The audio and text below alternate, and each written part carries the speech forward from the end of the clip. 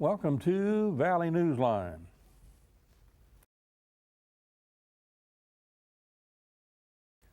Hello, I'm your host, Ron Whitlock. And on the program today, a new person to South Texas, person who's been here a couple of years, but brings a new perspective to the immigration debate.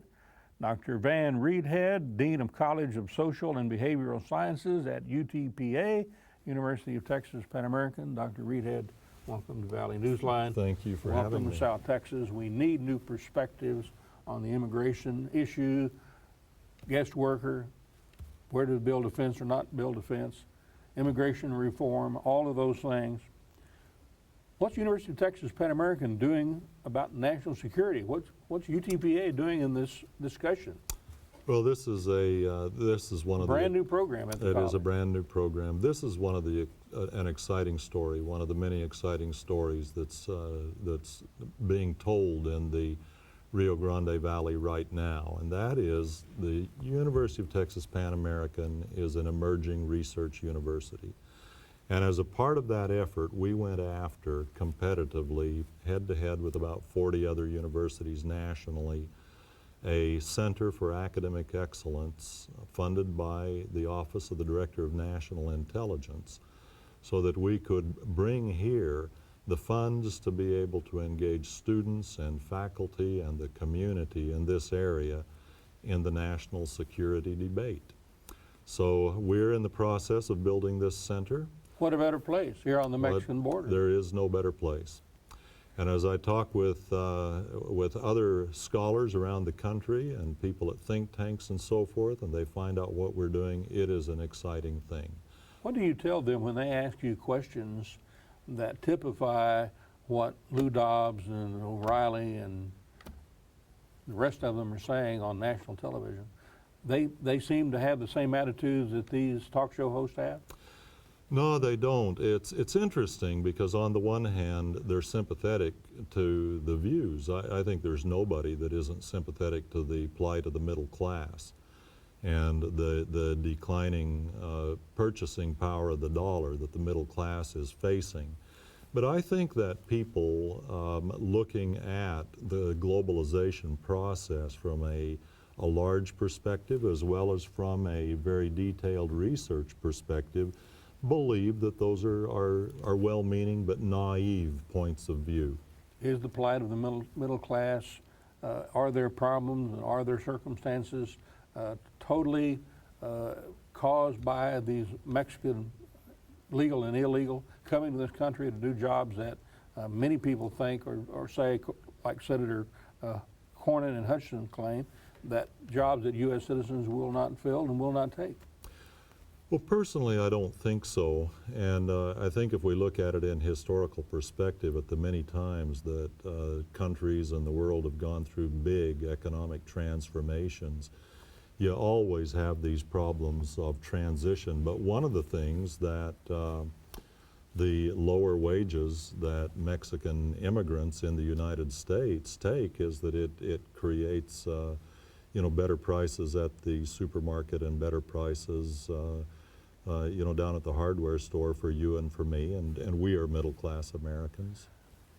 You know, Van, I saw an interview with a Mexican worker coming to this country illegally, and he explained that he was being paid $13 a day at his job in Mexico, and once he got across to the United States, he was going to go into a construction job that paid him $13 an hour. Sure. Well, and that would probably be top wage, surely, for a recent immigrant from Mexico. And he's sending those dollars back to Mexico, sure, which represents $20 billion into the Mexican economy. It's the #2 economy, and many people say that keeps the country of Mexico afloat politically and economically. Well, I don't. So what if those dollars didn't go back to Mexico? If those dollars didn't go back, then I think Mexico would have a cash flow problem. There's no question about it. But I think when I look at the labor market for immigrants in the United States and the cash flow back to Mexico from the wages of those workers, I see one aspect of the globalization process, and that is the integration of economies. I think whether you're looking at it at the cash flow back, the use of Mexican labor on the U.S. side of the border, whether you're looking at it as maquilas, whether you're looking at it as our use of Mexican oil, whether you're looking at it from fruits and vegetables coming from Mexico, you're looking at issues of global integration. And these are very complex problems. The world hasn't been through these kinds of transformations before. It's a new experience for all of us. It's difficult. One of the things I'm enjoying about my conversation with you, Doctor, is the fact that you come somewhat fresh out of St. Louis, Missouri to South Texas.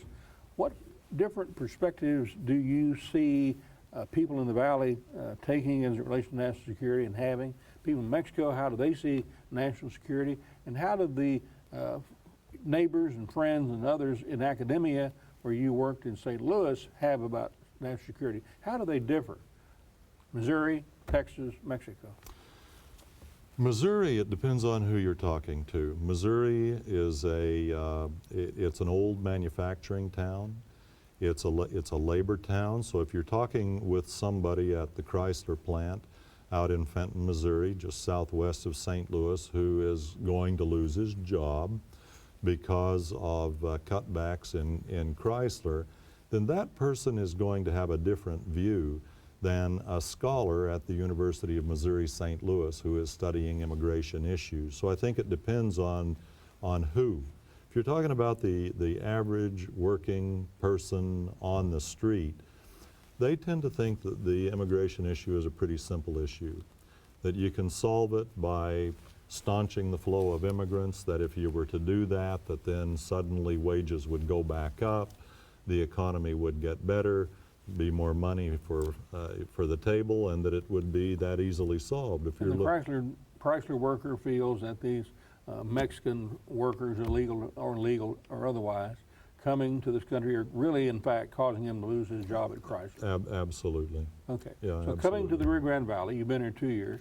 What do you sense that the people of the Valley have as an opinion as it relates to national security and the need to reform the immigration policies of our country? Well, I think that the people in the Valley have been living something that is totally outside the experience of people more than a few hundred miles north into the United States or south into Mexico. It's a completely different experience, and that experience They are our family members. They are our family members.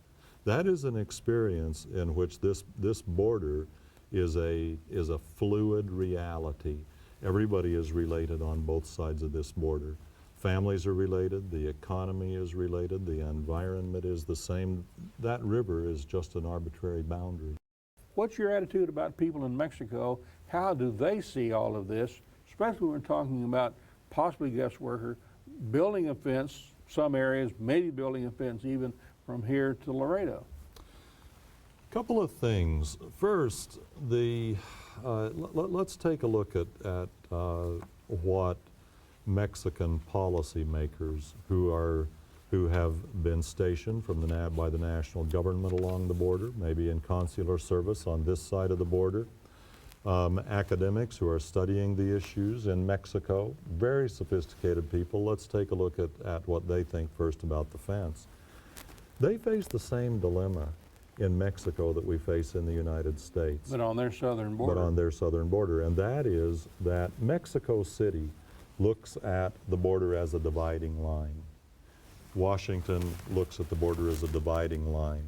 They think that across the Rio Grande, you've got a completely different world. On this side of the Rio Grande, you have a completely different world, when in reality, what you have is a borderland. Who knows how wide that borderland is? Maybe 150. A unifying line. It is a unifying line. It is not a dividing line. And it is unified because, as you said before, people have gone back and forth across that line. So they aren't being heard by their people in Mexico City about the reality of life on the border and the way that the border integrates these two countries. So if you look at it from the perspective of somebody living on the Mexican side or the U.S. side in the borderland, you see this border as glue that holds these two countries together and that unify it. You don't see it as a threat to national sovereignty or to national security in the way that you do if you're positioned in St. Louis or Chicago or Washington, D.C. Same as you go south into Mexico City. They tend to see this thing the same way.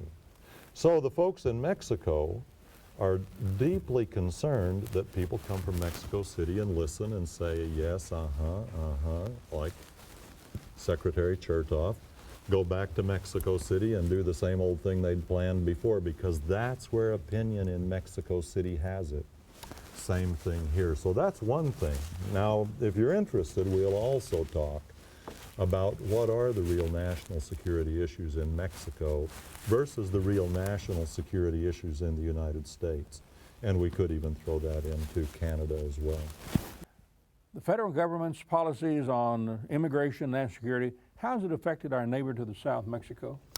Badly, because our government, unfortunately, is taking a one-size-fits-all approach. They believe that the same structures that work for our internal protection, if they're applied inside Mexico, will provide an extra measure of security for us. When in reality, the national security problem in Mexico is not terrorism, it's organized crime.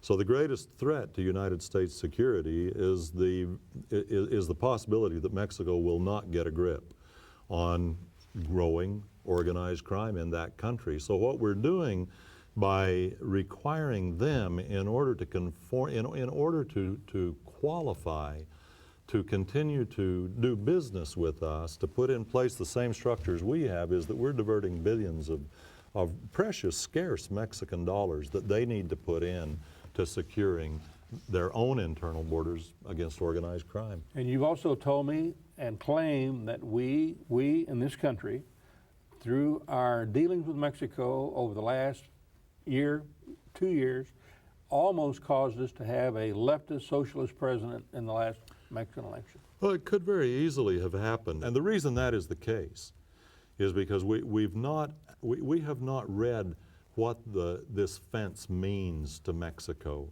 what an affront that is to Mexican pride. And we say, well, poo-poo Mexican pride, this is our national security. Dr. Van, their own current elected president, Calderon, says humanity committed a grave mistake in building the Berlin Wall. Certainly it did.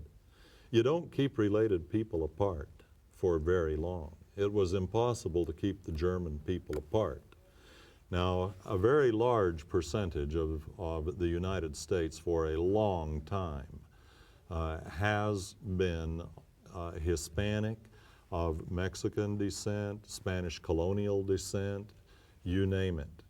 And those peoples are going to relate, and I would say for the good of the two countries. We are a wealthier country by virtue of our Spanish heritage. As an anthropologist, is it fair to make the assumption that if anyone has brown skin, they are probably indigenous to this hemisphere? And if you're white skinned like you and I, we're probably indigenous to the European peninsula. Well, it's a little more complicated than that, and becoming more so because you have all kinds of Asians, of course, and you have all kinds of intermarriage between Africans and Europeans and Hispanics and Asians, and it's, you know, that's the beauty of the United States, is that over time you don't keep people apart. Over time, we're going to seek out people who share our heart with us, whatever the color of that skin is. So what's the color of the skin of a Hispanic anyway? For the life of me, I can't tell what the color of that skin is. So what that tells me is that Hispanic is not a race in the sense that we think of biologically, but that Hispanic is really a linguistic group. It is a group that shares, it is many groups of people that share a language back through history from different areas of the world. CEO of International Bank of Commerce, Dennis Dixon, told me on a recent visit that we have 6 years during the Calderon administration to try to do it right and get it right. Otherwise, we may have that leftist government coming up next. Here's his comments.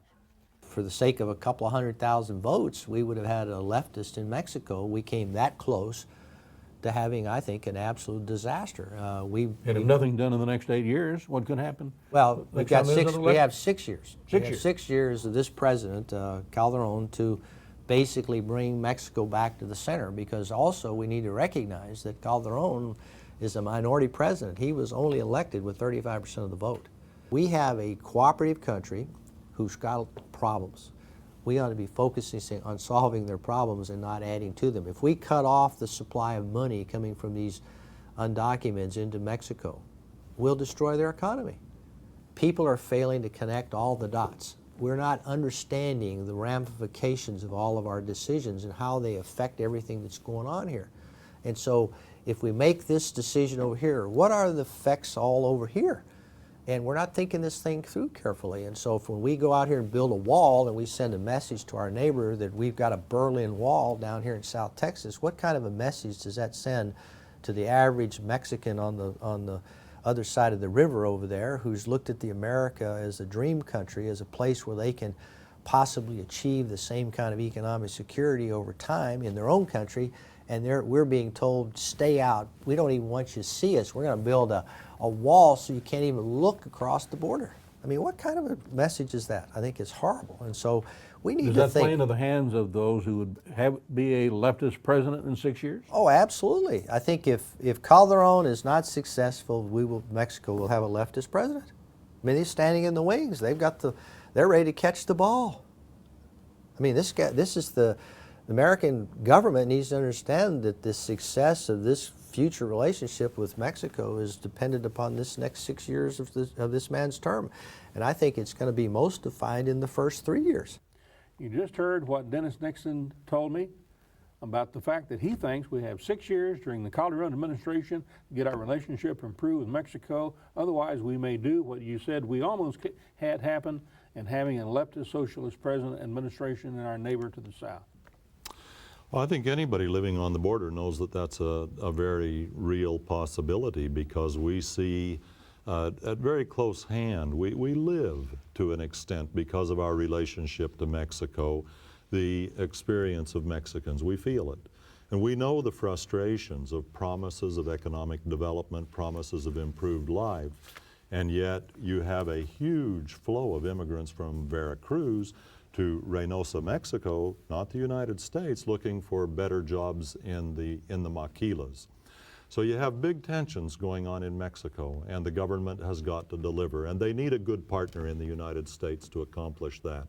We do need immigration reform. We do need better economic integration. Despite NAFTA, global integration is the name of the game if we are going to build lasting security in this world. It is not separation such as a fence will do for us. None of us on the border believe that. And we want people in our nation's capital to listen to us when it comes to that. And that's a big part of the purpose of this center that we have established and that we will grow over the next many years at University of Texas Pan American, is to give a voice in national security issues to this valley. How can the Valley and South Texas, not only through your center but through people watching this program, get our voice heard about this very important issue? Well, we got our work cut out for us because we don't have much of a one right now. Now, we do have the convergence of some fortunate things as long as it lasts politically. We have a border chairman of the House Select Committee on Intelligence in Congressman Reidhead. That is a good thing.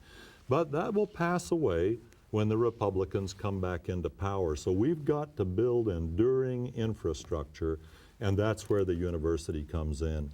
It starts with building research capacity and teaching capacity that engages through the university the Rio Grande Valley in conversations with the rest of the country and with Mexico in issues of national security.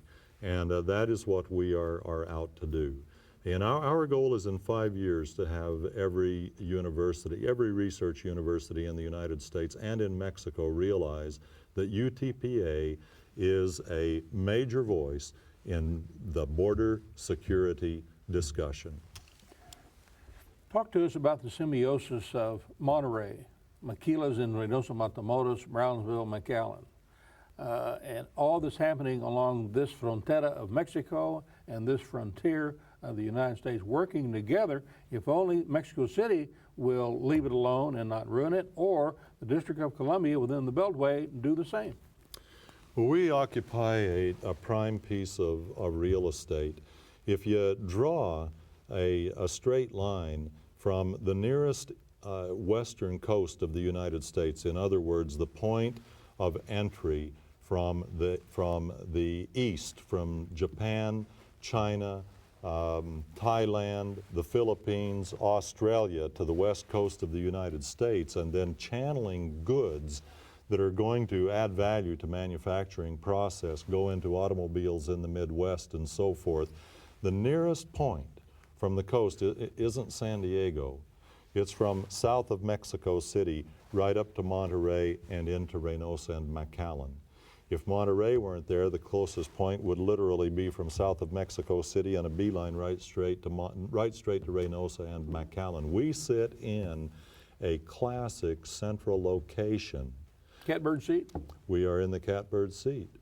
And you can see it from the growth in the maquila industry in Reynosa over the last 10 to 15 years since the city of McAllen decided to create the McAllen Economic Development Corporation and go forward with it. It isn't because anybody went north and sweet-talked them. It was because there was economic advantage in this location. It's also because there is economic advantage in our workforce. We have a reliable, hard-working, intelligent workforce. Loyal workforce. Now we have to bring that workforce into the knowledge economy. That is the piece that we have been lacking, and that is the piece that only a major research university can do for a region. That is why the region has to invest in UTPA, has to leverage its voice in Austin to build this university. And I'll tell you, we have good partners from Mexico who are wanting to work with us in the growth of UTPA because they recognize that what is good for this side of the border is good for the other side of the border when it comes to the borderland and when it comes to the glue that binds these two countries together. Many people in the valley, many people in the state of Texas, all the way up to the nation's capital, very concerned about the loss of jobs in this country to China, to India, the Philippines, and elsewhere.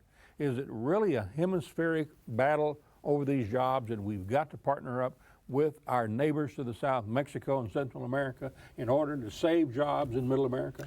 Yeah, it absolutely is, because it is a question of how quickly in the global economy we can send in a request to manufacture something and then have that thing manufactured and delivered to the shelf.